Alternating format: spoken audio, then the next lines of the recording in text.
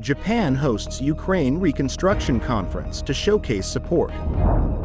Israel's Netanyahu slams Brazilian president for comparison. Dozens killed in Papua New Guinea tribal violence.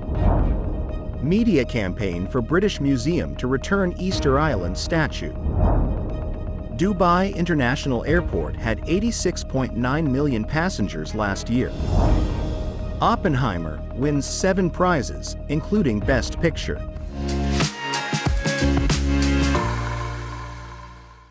Hello, I'm Wade Lee. Thank you for joining us on Funday News.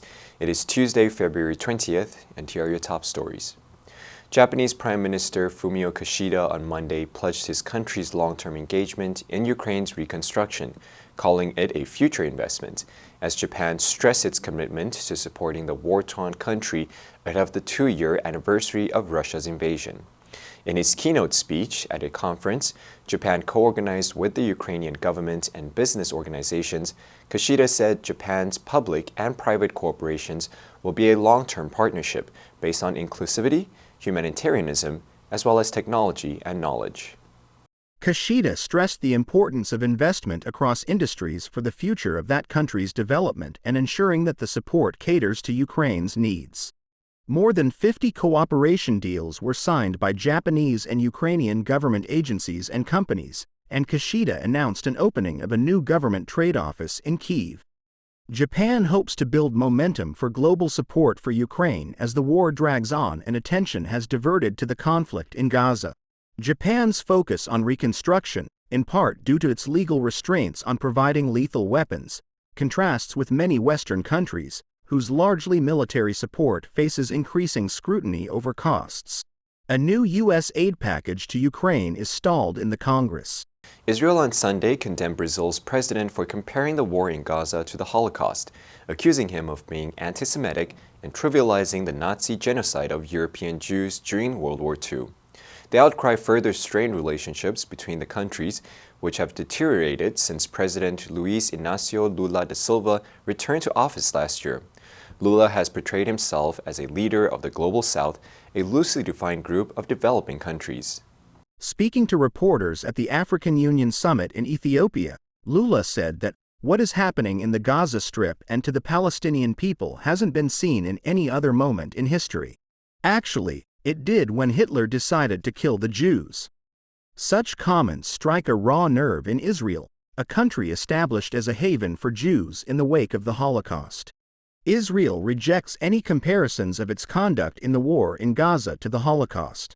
Israeli Prime Minister Benjamin Netanyahu said Lula's comments trivialized the Holocaust and crossed a red line. He also accused Lula of being a virulent anti-Semite. Foreign Minister Israel Katz wrote on X, formerly Twitter, that he had summoned Brazil's ambassador in Israel for a reprimand. Katz called Lula's comments shameful and serious. Lula's comments came after leaders at the O Summit on Saturday condemned Israel's offensive in Gaza and called for its immediate end. Dozens of men have been killed in a fresh outbreak of tribal violence in the remote highlands of Papua New Guinea. The victims were shot dead during a tribal dispute in the Inga province over the weekend, a national police spokesperson told the BBC. The highlands area has long struggled with violence, but these killings were believed to be the worst in years. An influx of illegal firearms have made clashes more deadly and fueled a cycle of violence. Police started collecting bodies at the scene near the town of Wabag, roughly 600 kilometers northwest of the capital port Moresby. Media outlets say police received graphic videos and photos purporting to be from the scene, showing bodies loaded onto a truck. Escalating tribal conflict, often over the distribution of land and wealth, led to a 3-month lockdown in Enga last July, during which police imposed a curfew and travel restrictions. In August last year, the violence made international headlines after graphic footage involving 3 dead men circulated online.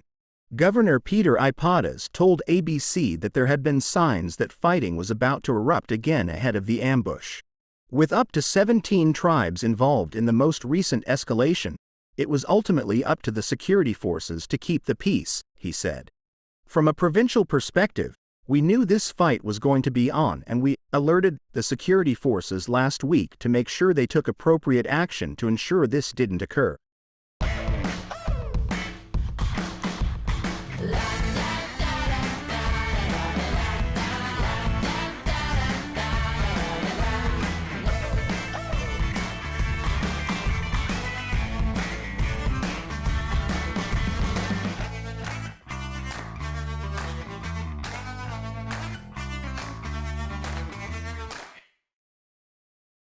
The British Museum has been subject to a campaign by social media users in Chile demanding the return of a stone monument taken from Easter Island. The museum has two moai statues which were taken from the Chilean territory of Rapa Nui, or Easter Island, in 1868. The online campaign began after an influencer encouraged his followers to spam the museum's Instagram posts with "Return the Moai" comments. The British Museum said it deactivated comments on one social media post. The island of Rapa Nui, located some 3,700 kilometers from Chile's Pacific coast, is well known for its moai statues, which are said to embody the spirit of a prominent ancestor. Dating back to between 1400 and 1650 AD, many remain on the island to this day, but several have been transferred to museums around the world, including the Wa Hakananaya in the British Museum's collection. The statue, along with a second, smaller moai known as Hava, were given as gifts to Queen Victoria in 1869 by the captain of HMS Tapes, Commodore Richard Powell. The Queen donated the two statues to the British Museum. There have long been calls to return the Wa Hakananaya, or stolen friend, to Rapa Nui.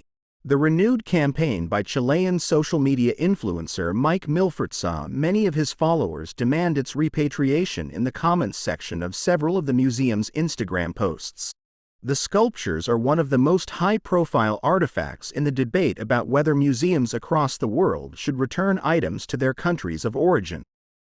The number of passengers flying through Dubai International Airport, the world's busiest for international travel, surged last year beyond its total for 2019, just before the coronavirus pandemic grounded global aviation. While still shy of its all-time high in 2018, the figures for 2023 show just how far the airport known as DXB has bounced back from the pandemic. The number of passengers passing through its cavernous, air-conditioned terminal, home to the long-haul carrier Emirates in Dubai, long has served as a barometer for the aviation industry worldwide and the wider economic health of the city-state. Overall, in 2023, the airport had 86.9 million passengers.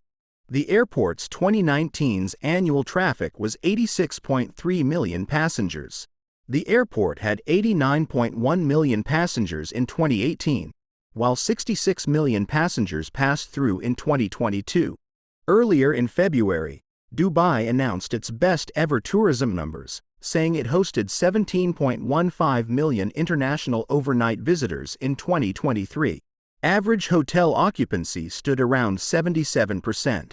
Meanwhile, its boom-and-bust real estate market remains on a hot streak, nearing all-time high valuations. The airport has estimated it will serve 88.8 million passengers this year, but that will put increasing pressure on the already stretched airport, which had its highest-ever number of aircraft takeoffs and landings in a single year. Dubai International Airport connects to 262 destinations in 104 countries worldwide via just over 100 international carriers. Atomic bomb epic Oppenheimer won 7 prizes, including Best Picture, Director, and Actor at the 77th British Academy Film Awards on Sunday, cementing its frontrunner status for the Oscar next month.